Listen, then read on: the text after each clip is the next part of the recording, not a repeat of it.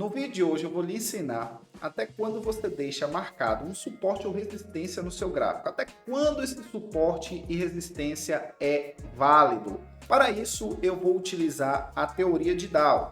Ela diz o seguinte: se o mercado está em uma tendência de alta, o topo, que era resistência, quando rompido, ele vira suporte. O mercado tende a testar esse topo e seguir o seu movimento de tendência. Já em uma tendência de baixa, o fundo que era suporte, quando rompido, ele vira resistência.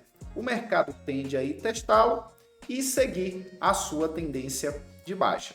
A primeira coisa, então, que você deve fazer é identificar a tendência do mercado.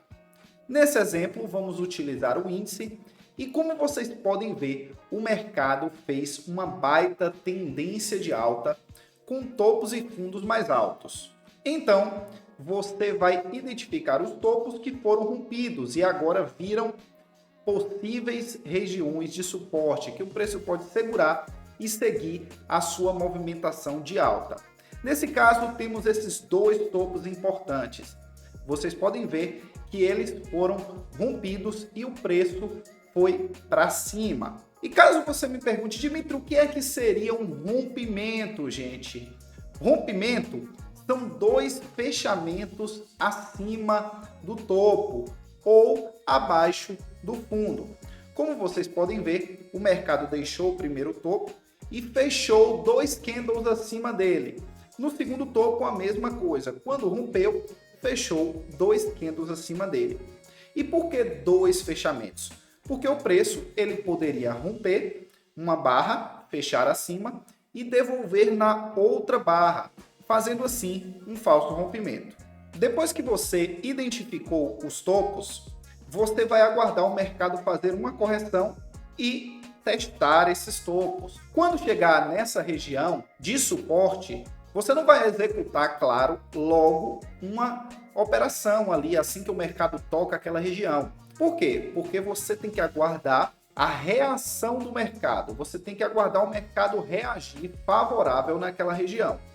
Como estamos falando de uma tendência de alta, quando o preço vai testar uma região de suporte, que foi um topo rompido, você espera uma reação de alta, de compra. Nesse caso, eu utilizaria um gatilho com bastante pavio para baixo, que indica uma possível reação compradora. E caso o preço rompesse a máxima do gatilho, você poderia comprar e surfar um possível movimento de alta. Mas não foi isso que aconteceu. Vocês podem ver que o preço chegou no primeiro topo, apresentou o gatilho e não ativou, continuou descendo. E quando o preço ele faz dois fechamentos contrários a uma zona de suporte, logo aquela zona já não se torna tão interessante para fazer uma compra. E é aí que entra o pulo do gato. Quando o preço faz dois fechamentos além da sua zona de suporte ou da sua zona de resistência, como vocês podem ver aí, você pode apagar aquela zona e deixar o preço chegar em outra região de importância para que você possa executar uma operação. Agora eu quero que vocês vejam esse exemplo. O índice deixou um fundo forte logo na abertura e o mercado conseguiu criar essa tendência de baixa, rompendo esse fundo. Como vocês sabem, o fundo, quando é rompido, ele vira resistência. Antes era o suporte. Aqui ele foi rompido e vira resistência. E quando o preço volta para testar essa região, vejam quantas oportunidades de venda o preço deixou nesse fundo que foi rompido, lhe possibilitando surfar bons movimentos de venda a favor da tendência.